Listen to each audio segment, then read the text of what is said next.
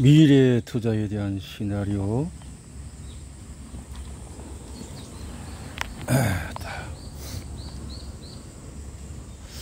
기술주 주식 가격의 트렌드를 읽는다. 기술주 코로나19 대재앙은 인적 물적으로 큰 피해를 낳았지만 미래산업과 새로운 시장의 도래를 최소 3, 4년에서 최대 10년 정도 앞당겼다.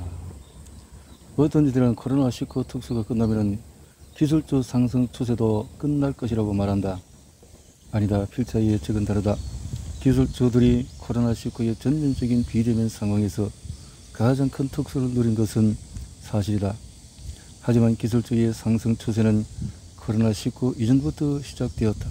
즉 기술주의 놀라운 상승 추세를 만든 핵심 동력은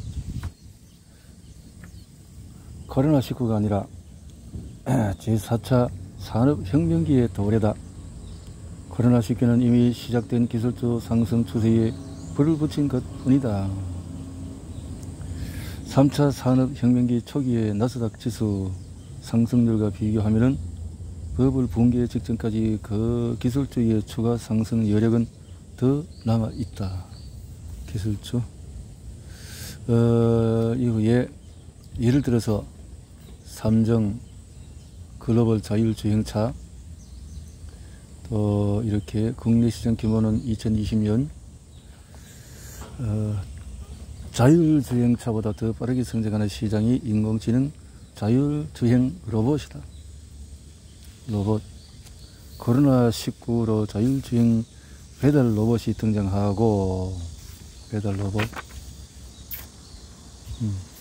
코로나19 이후에 메타버스라는 화두가 지속되면서 기존 2D 플랫폼 경쟁이 증강현실로, 그래서 가상현실, 혼합현실, 3, 4차원 가상현실 기술, 인공지능 등 복합적으로 결합된 4세대 플랫폼 경쟁으로 가속화될 것이다. 금융업에서 일어나는 디지털 중심 대전환과 경쟁도 빨라진다. 필자 예측으로 코로나19 이후에도 기술주의 상승은 한동안 지속될 가능성이 높다. 테크. 초보 투자자 입장에서 어떤 기업이 제4차 산업혁명이나 세 가지 메타 도구의 최대 수혜 기업인지 찾기 힘들다면 어떻게 해야 할까? 어렵지 않다. 전통주보다 미래 기술주가 모인 섹터나 종합주가 지수에 투자하면 된다.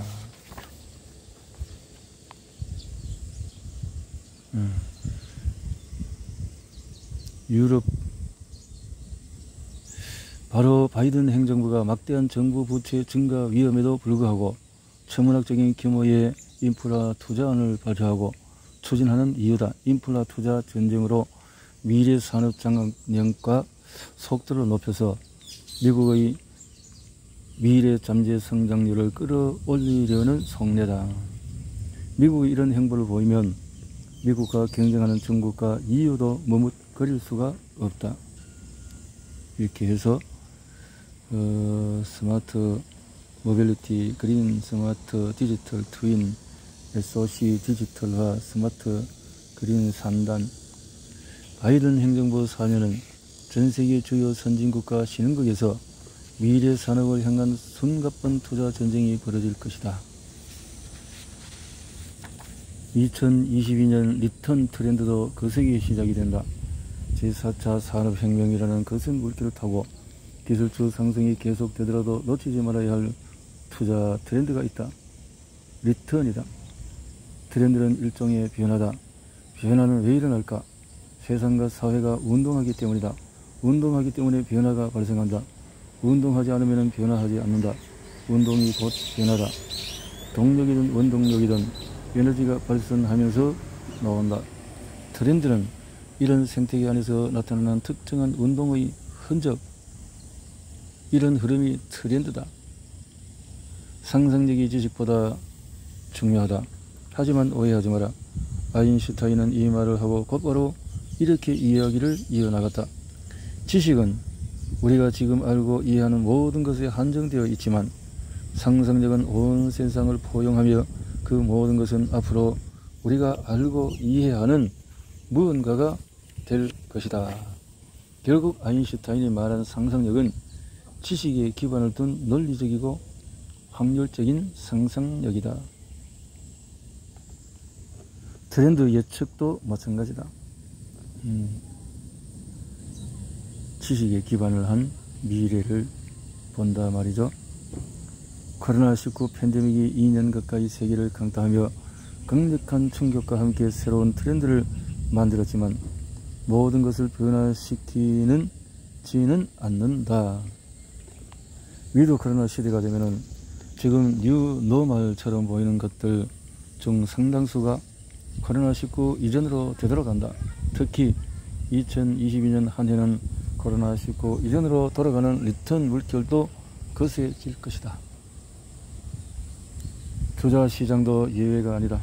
기술주의 상승세만 무섭게 나타나지 않는다.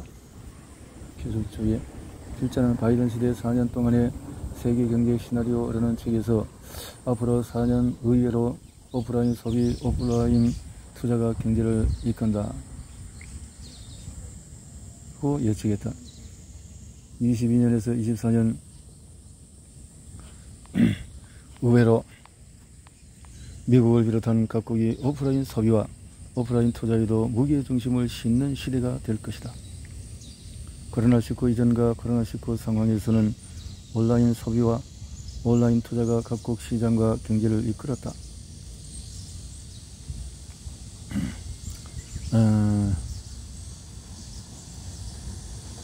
오프라인 시대가 저물고 쇠퇴하는 분위기였다. 하지만 코로나19 이후에 몇 년 동안은 온라인 소비와 온라인 시장이 계속 발전하는 가운데 뜻밖에도 오프라인 시장과 투자가 일시적으로 늘어나는 상황이 될 것이다. 이유는 명확하다.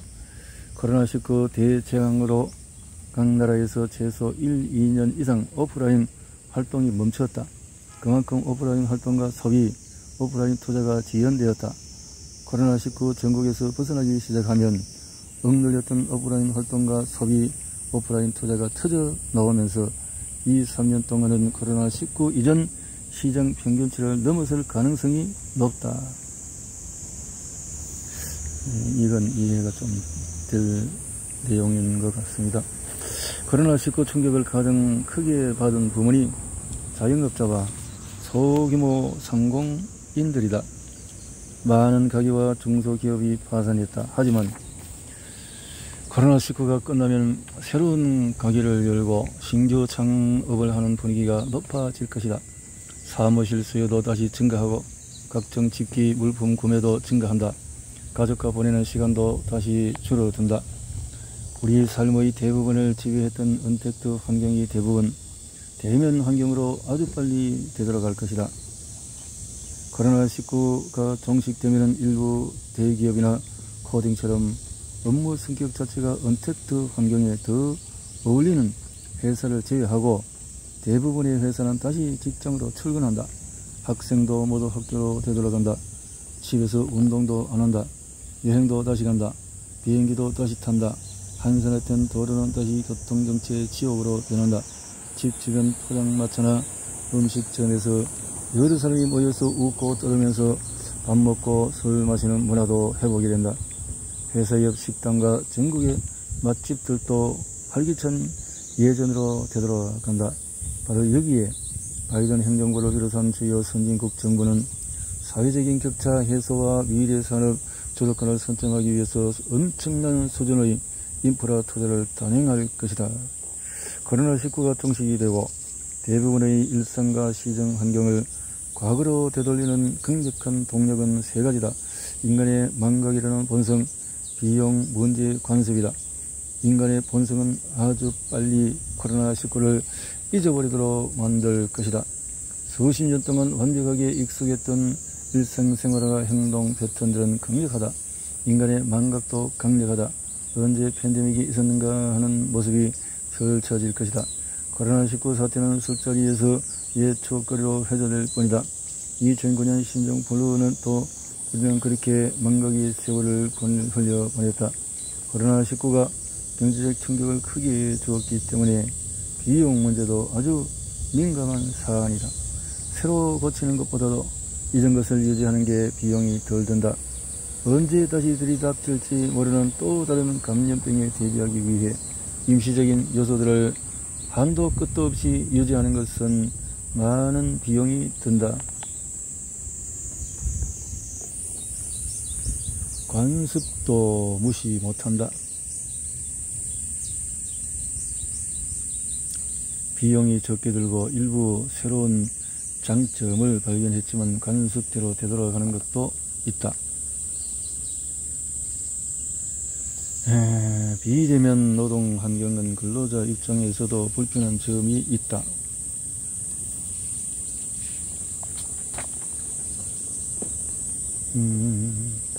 재택근무라고 하지만 시간제가 아니라 성과제로 비대면 업무 측정을 하면 자연스럽게 업무와 연결된 시간이 늘어난다.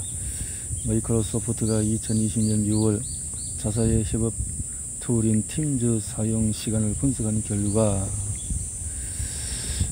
오전 8시부터 9시, 오후 6시에서 8시 사이에 채팅량이 지난 3월 대비 각각 15에서 23% 증가했고 주말 사용량은 200% 이상 높아졌다.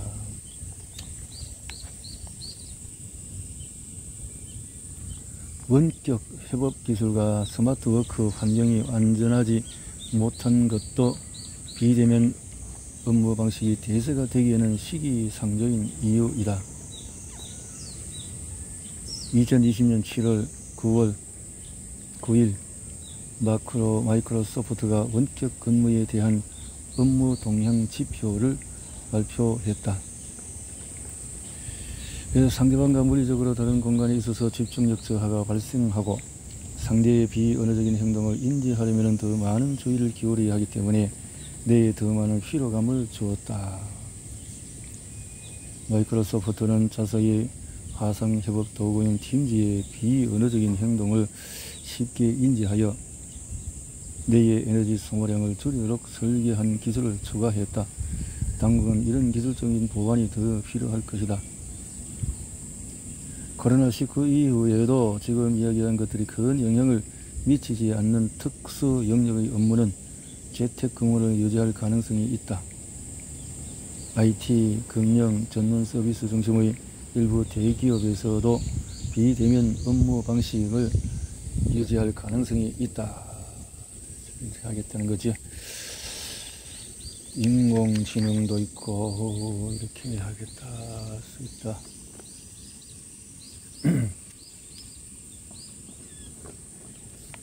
다가온 기후변화 위기와 대재앙 시나리오, 위드 코로나12 투자 시장의 미래 방향을 결정짓는 마지막 핵심 동력은 기후변화 위기다.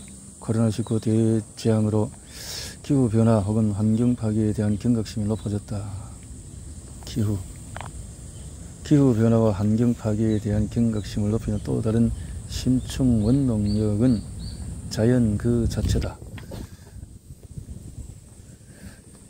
지구자살, 지구온난화의 가속화. 2009년 신종플루가 전세계 대유행을 일으킨 후에 필자는 다음 감염병 대유행 시나리오를 발표했다. 빠르면 12년 이후에 또 다른 감염병 팬데믹이 발생할 가능성에 대한 예측이었다. 가장 유력한 발병 진원지로 중국을 거론했다. 코로나19 이후에 우리는 감염병 일상화 시대를 살아가게 될 것이다. 일상화 시대를 또다시 보내고 감염병 일상화 패턴은 또 다른 특징이 있다. 패턴을 반복할수록 치사율이 높아진다는 것이다. 2020년 발병한 코로나19 바이러스는 2009년에 발병했던 신종플루보다 강력했다. 100년 전의 근대 역사상 최악의 감염병 상태로 기록한 스페인 독감보다 강력했다. 다음에 다시 찾아올 팬데믹 감염병은 감염성과 치사율이 코로나19보다 한 단계 높아져서 나타날 가능성이 크다. 코로나19 팬데믹과 다음번 팬데믹 사이에 등장할 지역적인 감염병도 위력이 한층 강력해져서 나타날 것이다. 환경 파괴와 지구 온난화 현상이 계속되는 한 새로운 바이러스 출현 가능성도 점점 커진다. 감염병 일상화 시대의 도래보다 두려운 것은 지구온난화의 가속화다. 지구온난화, 이런 것도 사기성이라고 하는 말도 있지 않나요? 뭐 어떻든 이것이 이슈라면은, 지구의 평균 기온이 1도 상승할 경우의 기온 변화로 인해서 섭, 바다, 아프리카와 북극까지 자연 생태계의 모습이 바뀐다. 대표적인 제약은 세계 곳곳에서 극심한 강우가 대형 산불이 빈번하게 반복적으로 일어나는 상황이다.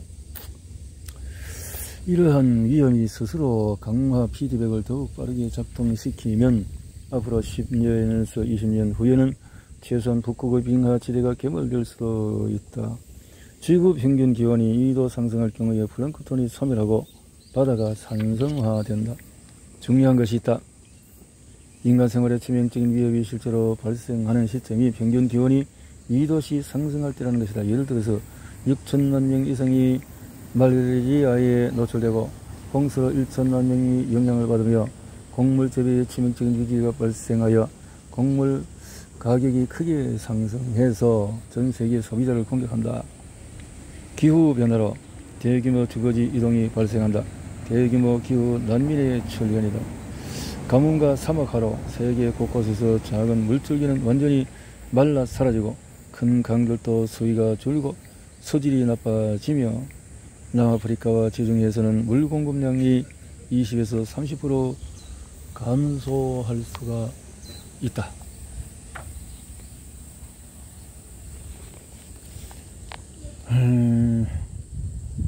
가뭄과 사막화로 세계 곳곳에서 작은 물줄기는 완전히 말라. 그래서 지구의 평균 기온이 3도 상승할 경우에 지금까지와는 완전히 차원이 다른 재앙이 온다. 그렇게 되면은 대표적인 재앙은 아마존 우림지대와 바닷속 산호숲들이 사막으로 변한다. 바다 온도가 높아지면서 산호초가 완전히 멸종하는 백화 현상이 나타나면 바다 생태계가 뿌리부터 흔들린다. 아마존 우림지대가 완전히 소멸되면 지구는 폐암에 걸린 시한부 환자와 비슷한 상황에 처하게 된다. 인간이 할 수 있는 일은 없어지고 속수무책 상황이 시작이 된다. 실제로 3도C가 대인간 대응의 마지노선이다. 그 다음부터는 끝장이다. 지옥문이 열린다. 이렇게 된다는 거죠.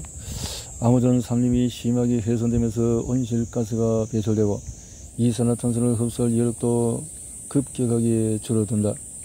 나무 등이 타서 지구 온도를 1.5도씨 초과로 상승시킬 동력이 생성되면서 지구 온난화는 제어 불가능해지고 생태 자살이 현실화된다. 인간도 식물도 동물도 점점 생존의 한계점에 도달하게 된다. 지구가 뜨거워진 상황에서 집중호우가 내리면 더위를 식히는 작용보다도 엄청난 습도를 발생시켜 오히려 땀을 배출하기 더 어렵게 만든다. 습기가 없는 날에는 열파 현상이 인간을 괴롭힌다. 최대 50% 생물의 멸종이 현실화된다. 북극과 남극에서 일어난 양의 빙하가 녹으면서 해수면이 상승하고 플로리다, 뉴욕, 런던이 물에 잠긴다. 기후변화로 집중호우만 빈번해져서 물 부족 문제는 더 심각해진다. 아프리카와 지중해 주변에서는 물의 양이 30에서 50% 줄어들고 유럽에서는 10년마다 심각한 가뭄이 발생하면서 전 세계에서 10억에서 40억 명이 물 부족 상황에 처한다. 또 그리고 풍토병이 발생하게 되어진다. 지구의 평균 기온이 4도씨 상승할 경우에 인간의 과학기술이나 노력을 하는 상황을 되돌리기는 고사하고 늦추기조차도 불가능하다. 30에서 50%의 물이 줄고 아프리카 농작물의 15에서 30%가 감소하며 아프리카에서 최대 8천만 명이 말라리아로 사망한다. 된다는 거죠. 지구의 평균 기온이 5도 상승할 경우에 지구는 더 이상 우리가 알던 행성이 아니다. 지구상에 존재하는 모든 빙하가 사라지고 정글도 불타버린다. 사람이 살 수가 어렵겠네요. 감염병의 일상화와 지구온난화의 가속화가 벌어지는 것은 두 가지 원인이 결정적이다. 하나는 환경파괴, 다른 하나는 세계화. 인간은 삶의 편리와 생존 이득을 위해서 지구 환경을 파괴한다. 더 나은 주거시설을 얻기 위해서 나무를 베고 산을 깎고 강과 바다를 메워서 집을 짓고 도시를 건설한다. 지구온난화도 환경파괴의 결과물 중에 하나다. 환경파괴나 오염이 감염병 발병과 무슨 관계가 있을까? 하는 의문을 가질 수가 있다. 신종 감염병은 완전히 새로운 바이러스가 유발하지 않는다. 거의 이미 존재하는 바이러스가 원인이다. 환경이 바뀌지 않으면 바이러스나 세균은 제자리에 있어서 서식지 자체가 다른 인간과 만날 위험이 없다. 환경 파괴가 서로 만나는 접점과 상호작용 가능성을 늘리면서 인간을 직접 공격하는 빈도가 높아지는 것이다. 말라리아 등 일정 지역에서 인간을 공격하는 질병도 환경 파괴가 불러온 지구온난화 현상으로서 기온과 강수량이 상승하면서 인간을 공격하는 지역을 넓혀간다. 미래에도 인간은 부와 국가 발전이라는 명분을 앞세워서 지구의 모든 지역들을 개발하고 생태계 파괴를 지속할 것이다. 그런 행위는 동물과 인간의 중간 감염 기능을 가능성을 높이면서 지금보다 강력한 변종 바이러스가 발생할 가능성을 키운다.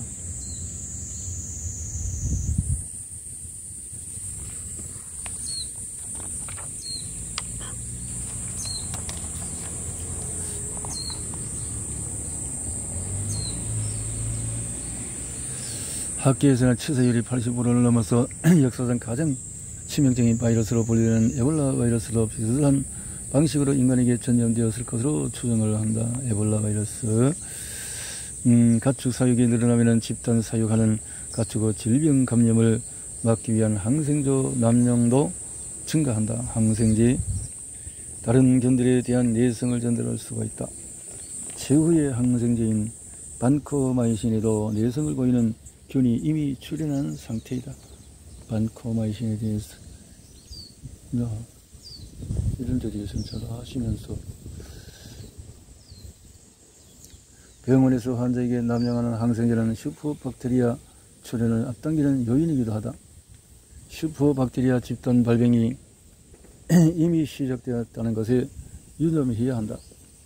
항생제는 내성을 지니는 슈퍼박테리아가 느리지만 점점 큰 문제로 발전하고 있다는 것을 의미하는 중요한 신호이기 때문이다. 여기에 세계화가 더해지면서 특정 지역에서 발생한 살인적인 질병과 바이러스는 비행기, 배, 자동차 등을 통해 순식간에 전 세계로 퍼져나간다.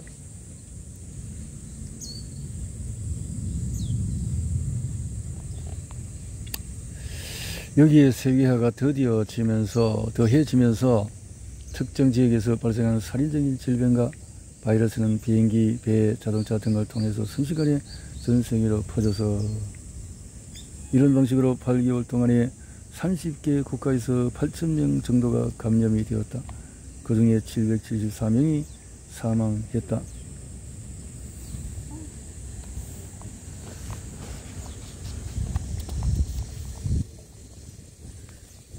먹거리의 세계화도 질병이나 전염병을 전파시키는 원인으로 작용한다. 먹거리. 장출혈성 대장균 0157이 그렇다라는 것이고, 세계적인 살인마가 숨어 있는 것이다.